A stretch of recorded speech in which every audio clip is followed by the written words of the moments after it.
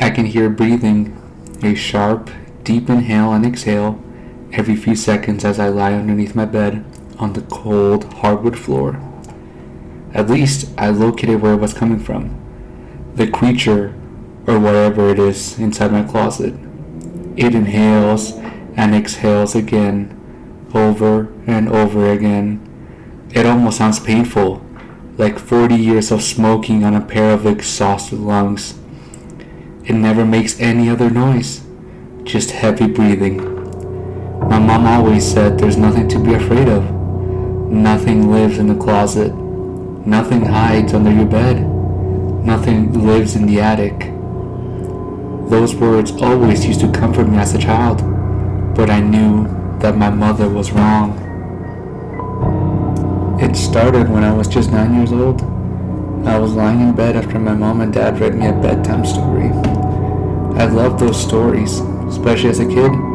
They always put me right to sleep. Not a care in the world. I'd drift off into a dreamland until the sun rose. This was our routine. This was comforting. This was safe for me. One night, as my parents finished reading me a story, I started to drift off into sleep, fast as usual. My parents closed the door and shut off the lights. Not before turning on my nightlight, of course. I relied on that thing. It kept me going through all the nightmares and through all the scary thunderstorms when I was scared. I looked at the lights. As I was falling asleep, I heard the tiniest whisper of what sounded like wind coming from somewhere in my room, unsure of where it came from. I shrugged it off as I stared into the nightlight. An hour or two passed and I was completely in a deep sleep. I woke up suddenly to almost a completely dark room, just slightly illuminated by the moonlight. Where on earth was my nightlight? Was I in some sort of nightmare? I felt so awake. Didn't feel like a dream. That's when I hear a wind-like sound coming from somewhere in my room again. This time, it was louder and more defined. Not so much wind this time, more so a wheezing sound. My eyes darted across each corner of my room, looking for the source of the sound. I finally came up with the courage to step out of the bed to investigate. I checked under my bed first, and nothing.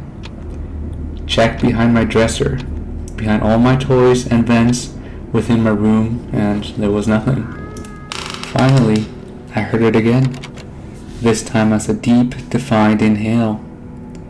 It was so loud, I almost lost my footing. Frozen in fear, my eyes turned to the closet. I hear the same wheezing sound that I heard before. Again and again. It felt as if my whole room was shaking. It seemed to inhale and exhale faster and faster the longer I stared at my closet door. I screamed at the top of my lungs and dived under my bed. I could still see the closet from where it was, but at least I felt safer. The breathing seemed to slow down now that whatever was breathing so heavy in my closet couldn't see me anymore. But it continued all night. That was the longest night of my life. I did not sleep whatsoever. I just lied in the cold, hard floor, watching my closet door and just listening. Morning came. My parents opened the door and panic as they discover that I am not in bed. They rush through everything and discover me under the bed, eyes wide open and shaking in fear. I asked my parents if they heard the thing last night, the breathing. They said no. They also said they didn't even hear me scream. Puzzled, eventually took it as being a nightmare, and eventually was able to sleep in my bed again. Then it happened again. This time a year later, the exact same thing. My parents would read me a nightly bedtime story, and I would soon pass out.